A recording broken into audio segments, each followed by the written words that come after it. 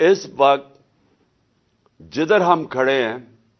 اس میں ایک آدمی جس کے پاس بڑی طاقت تھی، جنرل باجوہ، اس کا بہت بڑا ہاتھ ہے، بلکہ اسی کا ہاتھ ہے جو آج ہم یہاں کھڑے ہیں۔ اور میں پھر سے کیونکہ بار بار اپنی قوم کو یہ بتانا چاہتا ہوں کہ میں نے اس کو بتایا بھی تھا اور میں نے شوکت ترین کو بھی بھیجا اس کو سمجھائیں کہ اگر آپ نے حکومت کو ڈی سٹیبلائز کیا، جو بڑی مشکلوں سے ایک بینکرپٹ ملک تھا جو ہمیں ملا تھا، آج وہ کوئی اخبار میں اشتہار آیا ہوا ہے جی کہ انہوں نے ڈیفالٹ سے بچا لیا پاکستان کو۔ یہ ابھی اسد عمر نے میرے سے پہلے آپ سے بات چیت کی تھی۔ اسد عمر فائنانس منسٹر تھے جب ہماری گورنمنٹ آئی 2018 میں۔ ذرا اسد عمر سے بعد میں پوچھیں کہ ہمارے اوپر کیا گزر رہی تھی جب ہمیں پتہ چلا صرف $8 ارب کے ہمارے پاس ریزروز رہ گئے تھے۔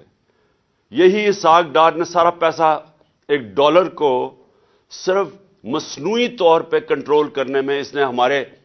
اربوں ڈالر کے ریزروز غائب کر دیے۔ اور وہ ٹائم تھا جب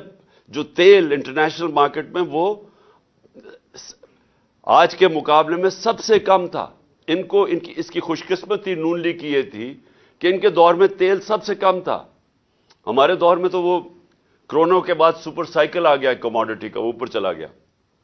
میں اس لیے ہی آپ کو باتیں بتا رہا ہوں کہ آپ کو بیک گراؤنڈ پتہ چلنی چاہیے کہ یہ حکومت جو ہے، یہ جو پی ڈی ایم ہے،